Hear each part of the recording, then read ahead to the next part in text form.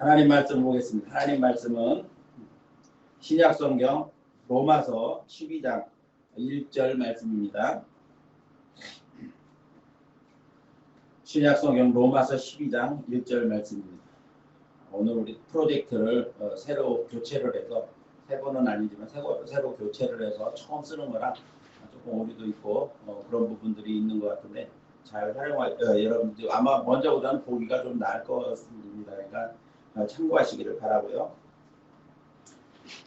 말씀 찾으셨으면 로마서 12장 1절 말씀을 우리 다 같은 목소리와 함께 봉독하겠습니다.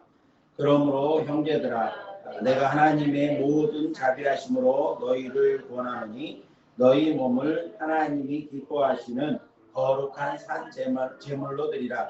이는 너희가 드릴 영적 예배니라. 아멘. 할렐루야. 오늘도 참 좋은 날입니다.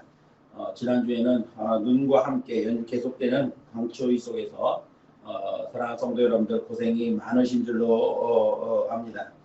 뉴스를 보니까 강남에서 오후 6시에 퇴근을 하는 어떤 회사원이 경기도 광주에 있는 자기네 집까지 가는데 그 다음날 아침 9시에 도착했다고 하는 아주 웃어야 될지 정말 울어야 될지 모를 그러한 보도도 있었습니다. 눈이 온다고 미리 예보도 되어 있었고 또 강추위가 온다는 것도 예보가 되어 있었는데 이것에 대해서 미리 대비하지 못한 당국에 대한 원망의 소리가 적지 않았습니다. 어쨌든 이런 강추위와 또 혼란들 그리고 코로나19 가운데서도 성도 여러분들을 안전하게 지켜주신 우리 하나님께 감사와 영광을 돌립니다. 어느 학교에서 동물원 원장을 초청을 해서 강연회를 가졌습니다. 동물원 원장은 각 동물들의 특성과 수명에 대해서 자세하게 설명을 해주었습니다. 강연이 끝난 후에 질의응답 시간이 있었는데 한 학생이 이런 질문을 합니다. 동물 중에서 어느 것이 가장 빨리 죽나요? 이렇게 물었습니다. 그랬더니 동물원 원장이 이렇게 대답을 합니다. 호전적이고 성질이 급한 놈이 그리고 덩치가 큰 놈들이 빨리 죽습니다. 그러나 온유한 성품을 가진 동물들은 오래 삽니다. 곤충 중에서도 이 투구와 같은 이 등껍질이 딱딱한 등딱지가 딱딱한 놈들이 빨리 죽습니다. 라고 그렇게 대답을 했다는 겁니다. 중국의 철학자인 노자는 임종이 다가왔을 때 제자들을 불러놓고 이런 말을 합니다. 내가 입을 벌릴 테니 내 입 안에 무엇이 있는지 살펴봐라. 이렇게 말을 했습니다. 그리고 자신의 입을 크게 벌렸더니 제자들이 보고도 뭐라고 얘기를 했는가 하면 아무것도 보이지 않고 혀만 보입니다. 이렇게 대답을 했다는 겁니다. 그럴 때 노자는 이렇게 대답을 합니다. 그렇지 내 치아는 젊은 시절에는 아주 튼튼했지. 사납게 물어뜯고 아주 교만하게 굴더니 이제는 다 빠져버렸구나. 물어뜯기고 상처를 입으면서도 참고 살아온 혀만 지금까지 그대로 남아있는 것 있어. 이렇게 말을 합니다. 그러면서 마지막으로 하는 말이 단단한 것은 죽음이요 온유한 것만이 생명이다라고 제자들을 가르쳤다고 합니다. 분명 혀와 이빨을 보면 이빨이 항상 더 강한 것처럼 그렇게 느껴집니다만은 이빨은 나이가 들면 다 뽑혀나가고 맙니다. 그리고 부드러운 혀는 아무리 늙어도 죽을 때까지 그대로 있다는 겁니다. 부드럽고 따뜻한 온유한 마음은 성령의 열매 중에 하나입니다. 온유함이라고 하는 것은 무슨 뜻이냐면 부드럽고 따뜻하다, 상냥하다, 혹은 정답다라고 하는 그런 의미를 가지고 있는 것이 바로 이 온유라고 하는 말이라고 하는 겁니다. 여러분은 온유하고 따뜻한 사람입니까? 아니면 정말 자기 주장이 강하고 센 그러한 사람입니까? 우리 사랑하는 성도 여러분들은 모세처럼 하나님께서도 인정하실 만한 그러한 마음이 따뜻하고 다정한 마음을 소유한 그러한 성도들이 되시기를 예수님의 이름으로 축복을 드립니다. 저는 오늘 새해 목표 중에서 첫 번째인 다시 예배의 자리로 이런 제목으로 함께 말씀을 드리려고 합니다. 새해 들어 지난주에는 우리 교회와 성도들의 신앙의 중점이 되는 회복에 관한 그러한 말씀을 드렸습니다. 그래서 올해 우리 교회 표현은 예레미야가 5장 21절을 근거로 해서 주여 이제 회복하게 하옵소서 회복하여 주옵소서라고 하는 표현을 정했습니다.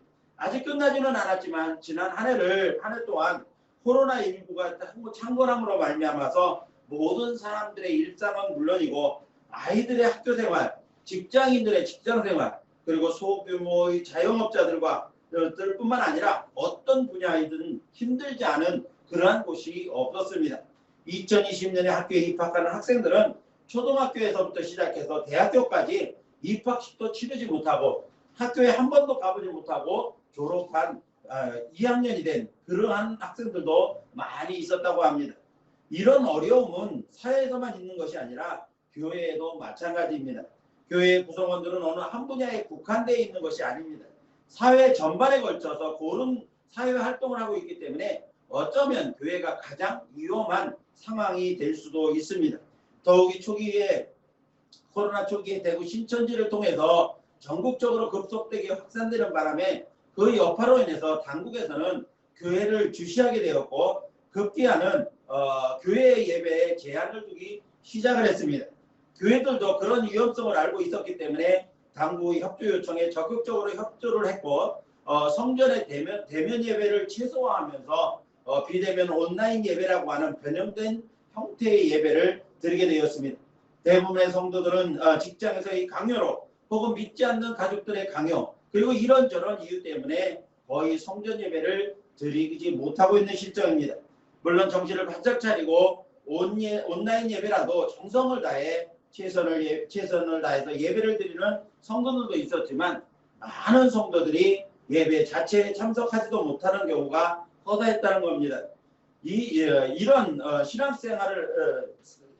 이미 신앙생활을 그만둔 성도들도 무려 30%나 된다고 하니 정말 염려스러운 일이 아닐 수가 없는 것입니다. 그러므로 우리는 정신을 차리고 예배의 회복에 대하여 우리가 최선을 다해야 될 줄로 믿습니다. 지난 1년간 흐트러지고 무너진 신앙 상태를 그대로 두어서는 안 된다는 겁니다. 그래서 올해는 반드시 우리의 믿음과 신앙을 회복시켜야 되는 겁니다. 사랑하는 성도 여러분, 예배는 교회와 성도들의 생명과도 같은 겁니다. 그래서 그 올해 교회의 목표는 회복이 첫 번째 주제입니다. 회복을 주제로 하면서 첫 번째는 바로 우리가 예배를 회복해야 되겠다. 예배의 회복이 첫 번째 목표라는 겁니다. 교회와 성도들의 예배가 회복되어야 우리가 새로운 꿈을 꿀 수도 있고 새로운 비전도 품을 수가 있고 새로운 소망도 가질 수가 있기 때문인 겁니다. 그렇다면 우리에게서 회복되어야 할 예배는 어떤 예배일까요? 오늘 본문을 보니까 사도 바울은 하나님의 뜻에 따라 하나님께서 원하시는 그러한 예배를 권면한다. 이렇게 사도 바울은 얘기를 합니다. 그러면서 하나님이 원하시는 예배는 어떤 예배인가에 대해서 말씀하고 있는 것을 볼 수가 있습니다. 그래서 오늘 이 시간에는 우리의 신앙에서 회복되어야 할 첫 번째로 예배의 회복에 대해서 사도 바울의 권면을 통해 우리가 어떤 예배를 드려야 되는가, 어떤 예배로 회복되어야 되는가에 대한 말씀을 드리려고 합니다. 오늘 말씀을 통해 사랑하는 성도 여러분들이 신앙에서 예배 생활을 점검해보고 올바른 예배 회복의 길로 나아갈 수 있기를 예수님의 이름으로 축원합니다. 자, 그러면 우리가 회복해야 할 예배, 어떤 예배를 하나님 앞에 드려야 될까요? 첫 번째로 보니까 하나님이 기뻐하시는 예배를 드려야 된다라고 하는 겁니다.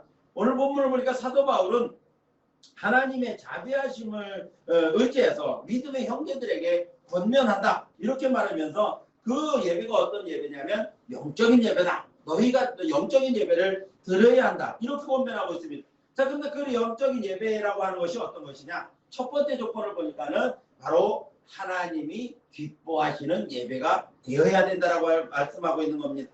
앞에서 말씀드린 것처럼 교회와 성도들에게 있어서 예배는 하나님을 예배하는 일은 바로 신앙의 중심이며 생명과도 같은 것입니다. 구약에서 하나님은 이스라엘 백성들에게 5가지 제사를 직접 제정해서 알려주셨습니다. 시내산에서 율법과 함께 백성들에게 준 5가지 제사는 어떤 제사냐 하면 온전한 헌신의 제사인 번제 제사가 있고 죄를 범한 죄를 속량받기 위해서 속함받기 위해서 드리는 속죄제라고 하는 제사가 있습니다. 그리고 하나님과 인간 그리고 인간과 인간 사이에 화목을 위해 드리는 화목제라고 하는 제사가 있었고 또 아침 저녁으로 날마다 드리는 곡식가루를 제물로 해서 드리는 소제라는 제사가 있었습니다. 그리고 성물에 대한 범죄나 혹은 부지 중에 실수로 인해서 다른 사람에게 손해를 끼쳤을 때는 변상과 함께 죄를 속함받기 위해 드리는 속건제사라고 하는 제사가 있었습니다. 이것이 바로 번제, 속죄제, 화목제, 그리고 소제, 속건제는 기본적인 5가지 제사입니다. 하나님은 당신의 백성들을 통해서 예배를 받으시기를 원하십니다. 그래서 정성을 다해 정해진 규례대로 드리는 제사를 하나님께서는 구약에서는 받으셨습니다. 아브라함의 온전한 제사를 하나님께서 기쁘시게 받으셨습니다. 그래서 하나님께서 모리아산에서 아브라함이 이삭을 하나님 앞에 제물 삼아 드리려고 했던 그 제사 이후에 아브라함은 더 이상 고난이 없었습니다. 그래서 175세로 그의 일기를 마칠 때까지 그는 더 이상의 고난과 고통 없이 하나님께서 주시는 평안한 복의 삶을 누렸습니다.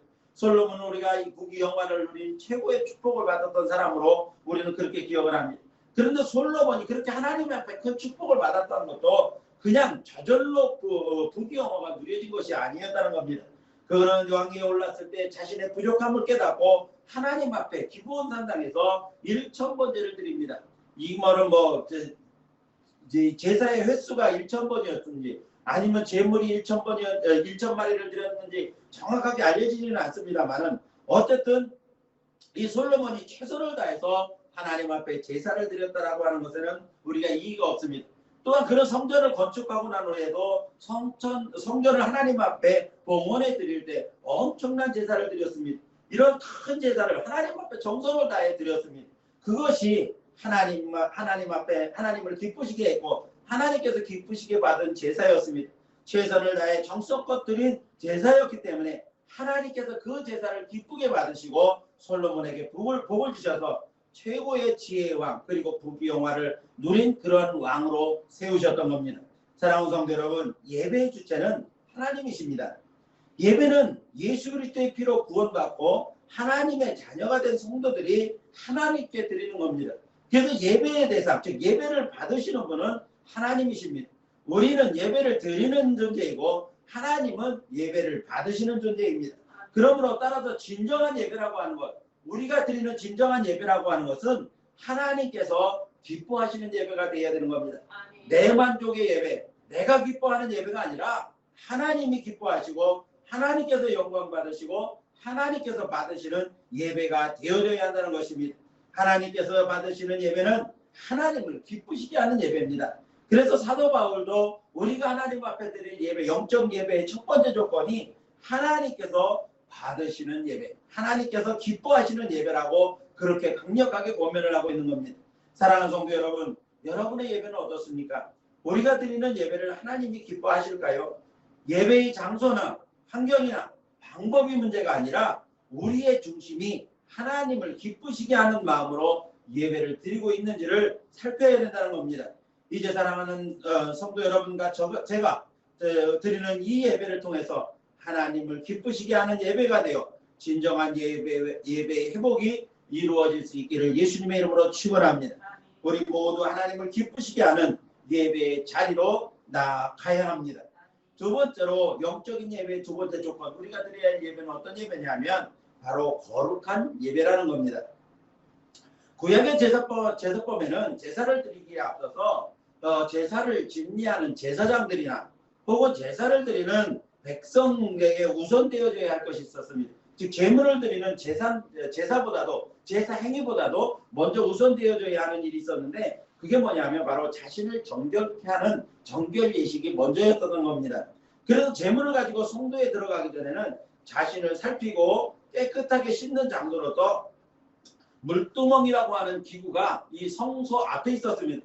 그래서 제물을 제단에서 잡고 준비해서 성소로 가져 들어가기 전에 그 전에 물두멍이라고 하는 곳에서 자신을 살피고 자신을 깨끗하게 하는 그 행위를 먼저 해야 됐다는 겁니다. 그래서 물두멍이라고 하는 것은 노수로 만들어서 거울의 역할도 했고 그 안에 물을 담아놓고 씻는 세숫대야의 역할도 했다는 겁니다. 그래서 물두멍이 성소 앞에 있었다고 하는 것은 뭐냐면 하나님 앞에 제사를 드리기 전에 먼저 자신을 정결하게 하는 것이 먼저였다라고 하는 것, 우선이었다고 하는 것을 그렇게 말씀하고 있는 것입니다. 또한 하나님께 드려지는 제물은 흠이 없는 것, 그리고 첫 수확한 것, 그런 것들이 하나님 앞에 드려졌다고 하는 것입니다. 하나님은 거룩하고 온전하신 분이십니다. 그래서 거룩하신 하나님은 당신의 백성들에게도 거룩할 것을 요구하셨습니다. 레위기 11장 44절 말씀 보니까 나는 여호와 너희 하나님이라 내가 거룩하니 너희도 몸을 구별하여 거룩하게 하고 이렇게 말을 했습니다. 그리고 레위기 11장 45절을 해보니까는 나는 너희 하나님이 되려고 너희를 애굽에서 인도하여 낸 여호와라 내가 거룩하니 너희도 거룩하라 이렇게 말씀했습니다. 베드로전서 1장 16절에도 내가 거룩하니 너희도 거룩할지어다 하셨느니라 이렇게 말씀하고 있는 것을 보게 됩니다. 하나님을 예배하는 성도들은 먼저 자신을 살펴서 거룩하신 하나님께 거룩한 예배를 드릴 수 있어야 된다는 겁니다. 그런데 죄인인 인간이 어떻게 스스로 거룩할 수가 있습니까? 인간은 스스로 거룩할 수가 없는 존재입니다.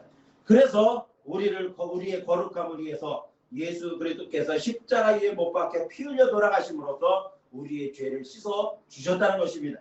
그러므로 우리가 하나님 앞에 나아갈 수 있는 거룩함이라고 하는 것은 바로 예수 그리스도의 피를 의지해서 또 그 공로를 의지해서 하나님 앞에 회개하는 것입니다. 우리는 연약한 인간이기에 우리의 의지와는 상관없이 혹은 또 알면서 모르면서도 하나님 앞에 죄를 범하고 살아갑니다.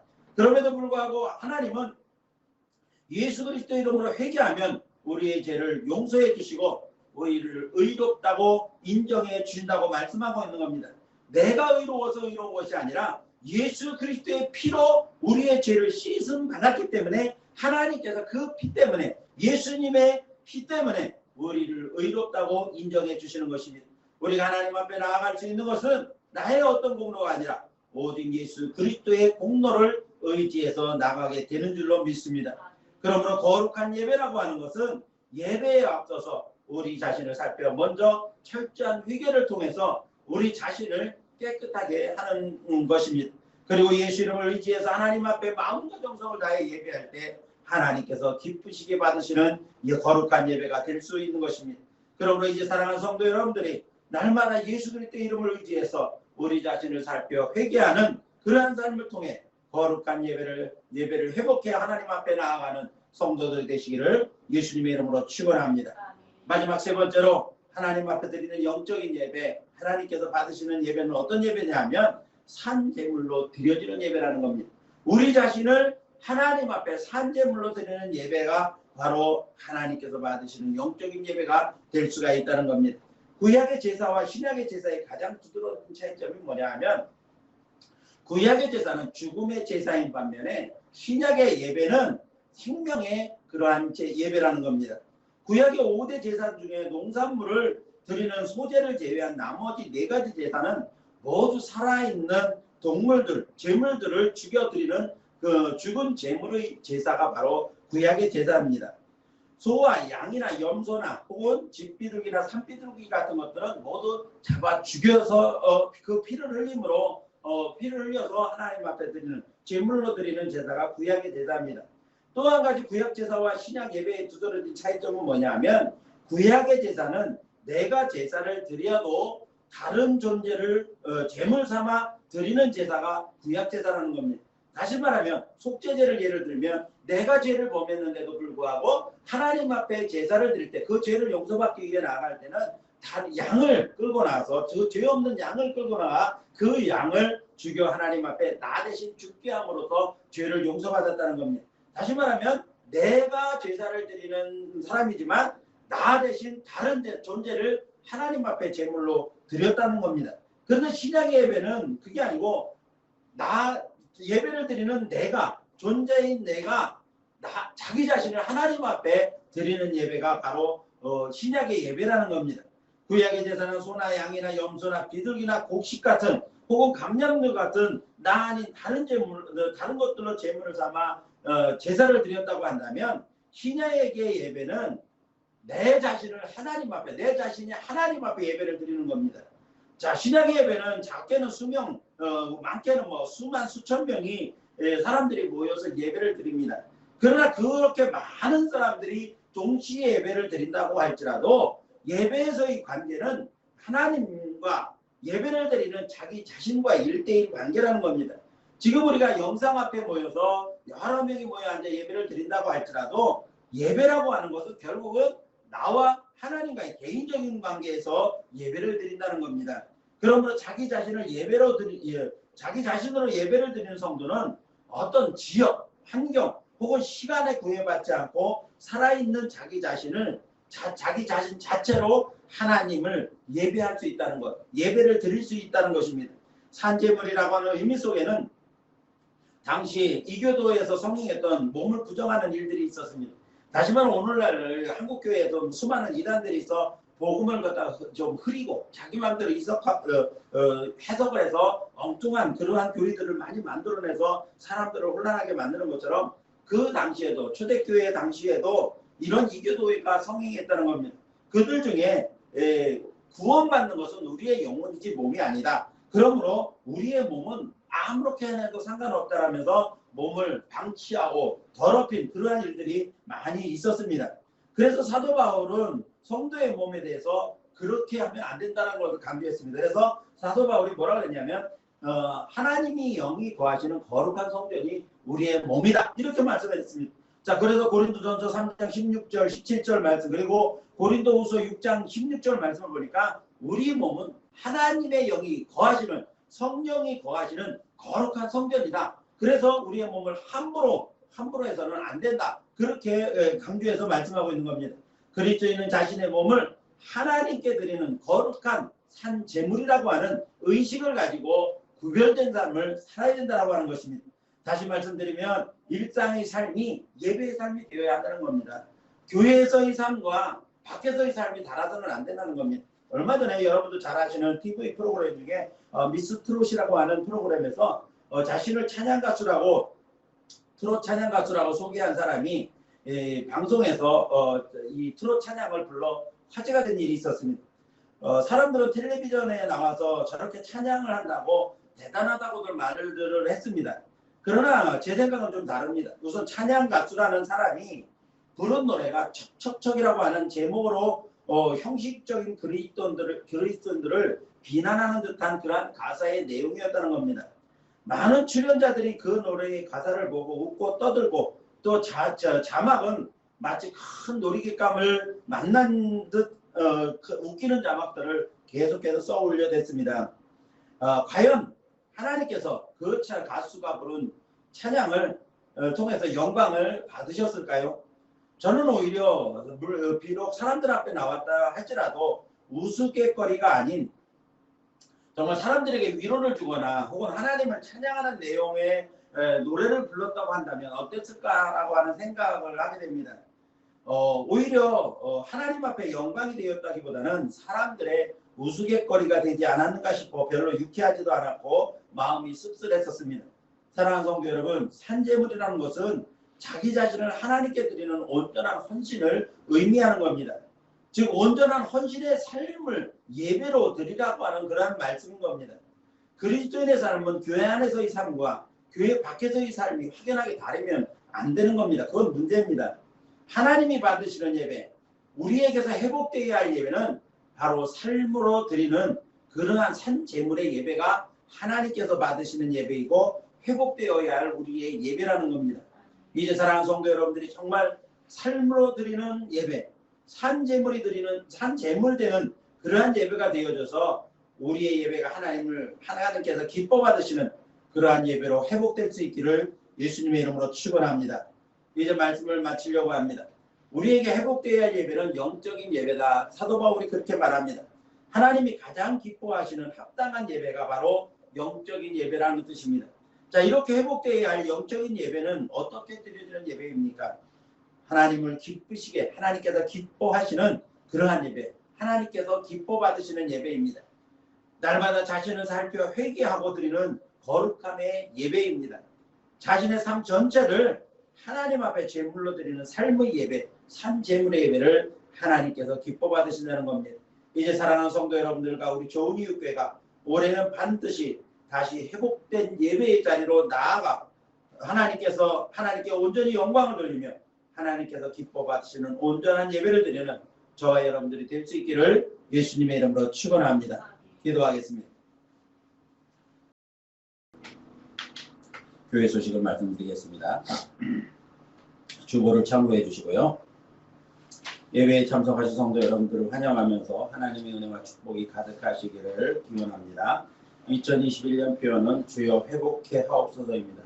이제 우리의 무너진 일상 그리고 흐트러진 우리의 신앙생활이 올 한해는 반드시 회복되어져서 더욱더 성장해 갈 수 있도록 늘 기도하시고 열심을 내주시기를 바랍니다. 코로나19가 계속되고 있습니다. 힘들고 어려운 때지만 새해에도 하나님의 축복이 우리의 삶 속에 함께 하셔서 모든 일상이 회복되어지는 그러한 은혜가 있기를 바랍니다. 지금 코로나19로 인한 이 방역 강화가 17일까지 예정되어 있습니다. 그래서 다음 주까지인데 다음 주 상황을 보고 나서 이제 성전 예배, 대면 예배를 드릴 것인가 아니면 계속해서 온라인 예배만 드릴 것인가라고 하는 것을 결정해서 통보해 드리도록 하겠습니다. 신년 기도 제목과 나에게 주시는 말씀을 아직 안 올리신 분들은 올려주셔도 다시 정리할 수 있도록 정리해서 알려드릴 수 있도록 그렇게 해주시기를 바라고요. 새해를 맞아 우리가 성경 읽기를 다시 새롭게 시작했는데 열심히 읽고 또 읽는 것으로만 그치지 말고 묵상하시고 또 그 말씀대로 순종하려고 하는 그러한 열심을 가지셔서 읽는 말씀대로 여러분이 기도하는 대로 여러분 삶 속에 이루어지는 말씀의 복을 누리시기를 바라고요. 읽으신 분들은 읽으셨다라고 하는 표시를 꼭 해주시길 바랍니다. 새해에도 매일 묵상과 개인 기도와 성경 읽기를 통해서 신앙 성장에 힘써 주시고요. 연말 정산을 위한 기부금 영수증이 필요하신 분들은 개별적으로 연락을 해주시면 발급해서 보내드리도록 하겠습니다. 날마다 말씀으로라고 하는 이러한 이 세물을 한시적으로 발행하려고 합니다. 그래서 우리가 주중 예배를 드리지 못하고 성전 예배를 드리지 못하는 가운데 있는데 이렇게 일상에서 하나님의 말씀을 접하기가 어려운 분들에게 이렇게 가정 예배 형식으로 해서 말씀을 일주일치씩 만들어서 그렇게 나눠드리도록 하겠습니다. 그러니까 필요하신 분들은 말씀해 주시고요. 그래서 토요일 날 배포해 드릴 수 있도록 그렇게 하도록 할 테니까 꼭 잘 그 말씀들을 날마다 활용하셔서 여러분들의 신앙 성장에 도움이 될 수 있도록 그렇게 해주시길 바랍니다. 어려운 때에 서로 위로와 격려를 통해서 사랑을 나누는 그러한 성도들이 되시기를 바랍니다.